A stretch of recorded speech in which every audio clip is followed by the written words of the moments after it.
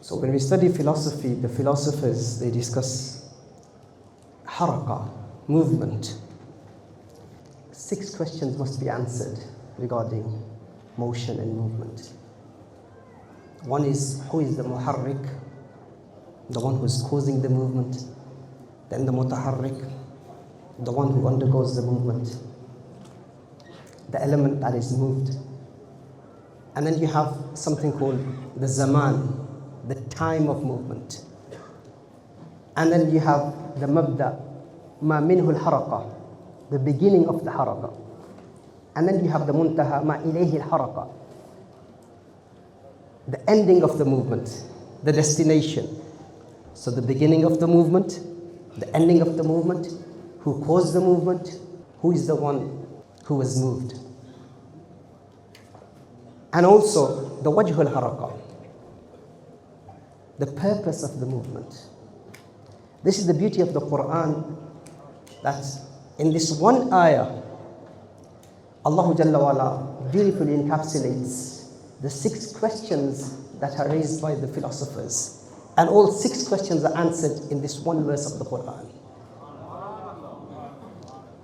If I get the time, inshallah, I will try my best to talk about the thematic beauty of the Qur'an, the correlation between the ayat of the Qur'an, the relationship between this surah, Surah Bani Israel, and the previous surah, Surah Nahl, and the surahs after Surah Bani Israel, Surah Kahf, and then Surah Maryam. These 3 surahs are beautifully interlocked.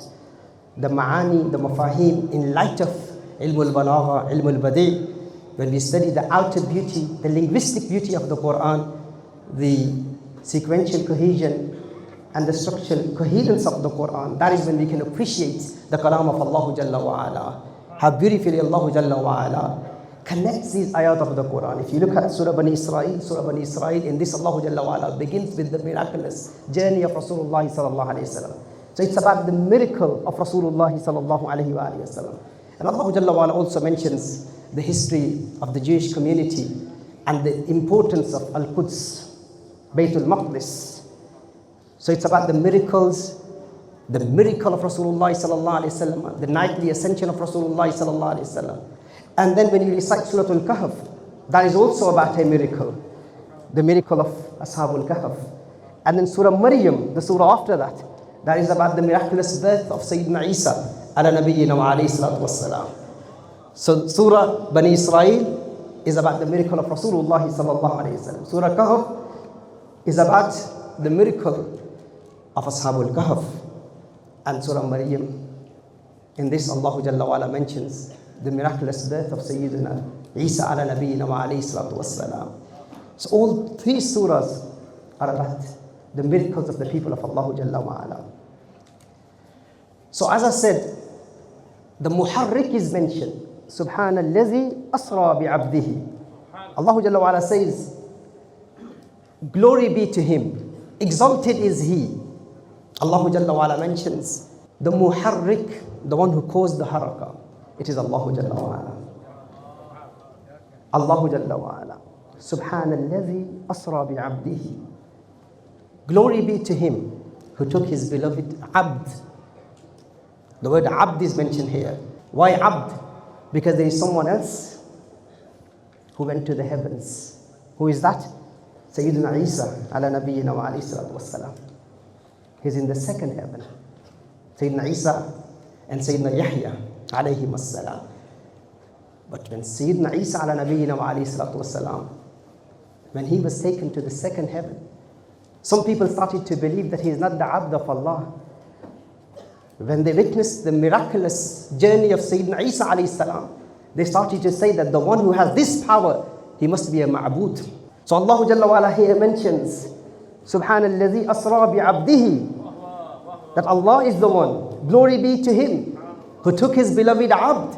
Even though Sayyidina Isa ala nabiyyina wa alayhi salatu wassalam, his ascension was to the 2nd heaven, and Rasulullah sallallahu alayhi wa sallam was ascension, where did Allah take him sallallahu alayhi wa sallam? He was above the 7 heavens, above Sidratul Muntaha, above the Arsh of Allah Jalla wa ala. Even though Rasulullah sallallahu alayhi wa sallam went above the Arsh of Allah Jalla wa ala, he's still a abd. He's not a ma'bud. This is the speciality of the ummah of Rasulullah sallallahu alayhi wa sallam, that this ummah is protected from shirk. This is why Rasulullah sallallahu alayhi wa sallam said, إني والله ما أخاف عليكم أن تشركوا بعدي ولكن أخاف عليكم أن تتنافسوا فيها. Rasulullah sallallahu alayhi wa sallam said, by Allah, O members of my nation, I do not fear shirk from you. This ummah is the ummah of Tawheed. This ummah doesn't commit shirk.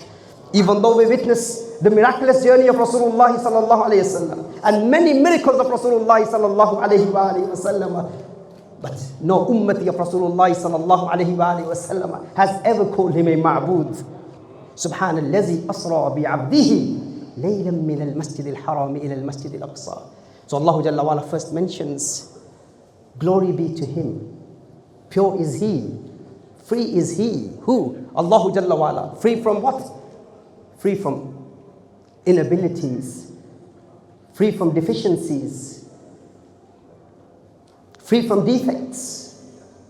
Free from imperfections. So if someone was to say that how is it possible for Rasulullah sallallahu alayhi wa sallam to go above the heavens?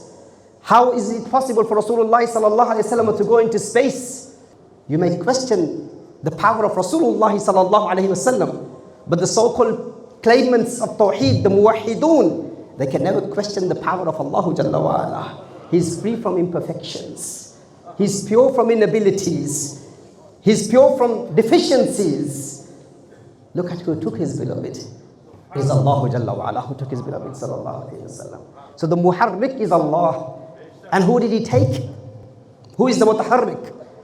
Bi'abdihi, which is Rasulullah sallallahu alayhi wa sallam. Laylam min al-masjid al-haram. Here, the time is mentioned. The verb asra, yusri, isra'an, it denotes traveling during the night.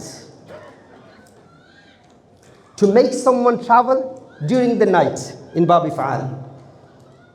So the night is within asra yusri. So why did Allah Jalla wa'ala mention laylan? Because night is incorporated within the meaning of asra. Asra is to travel. Sara yusri is to travel at night. Asra yusri means to make someone travel at night. But why does Allah Jalla wa'ala mention laylan? And then mentions it as an indefinite word. Nakira, laylan. This is to denote that this journey took place in a brief portion of the night. It wasn't the entire night. Laylan min al-masjid al-haram. Min al-masjid al-haram. So the muharrik, the cause of haraka, the cause of motion, the cause of movement is mentioned, muharrik. And then the mutaharrik is mentioned.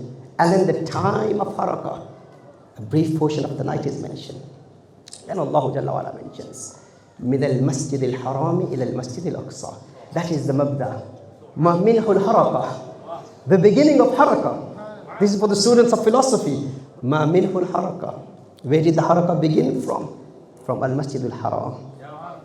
And what is ما إليه الحركة? ما إليه الحركة is إلى المسجد الأقصى. To Masjid al-Aqsa.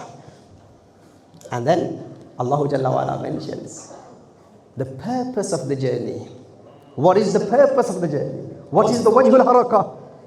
What is the reason? لِنُرِيَهُ مِنْ آيَاتِنَا. So that we can show him our magnificent signs. So do you see how beautifully the 6 questions of the philosophers are answered within this one verse of the Qur'an? The muharrik, the mutaharrik, the time of haraka, the beginning of the haraka, the ending of haraka, and the purpose of haraka. जो फलसफियों से खुल न सका, जो नुक्तावरों से हल न हुआ, वो राज मदीने वाले ने बतला दिया चंद इशारों में, वो राज मदीने वाले ने। गरज समा की महफिल में लो लाख लमा का शोर न हो, ये नूर न हो सैयारों में, ये रंग न हो। The entire universe came into existence for the sake of Rasulullah sallallahu alaihi wasallam.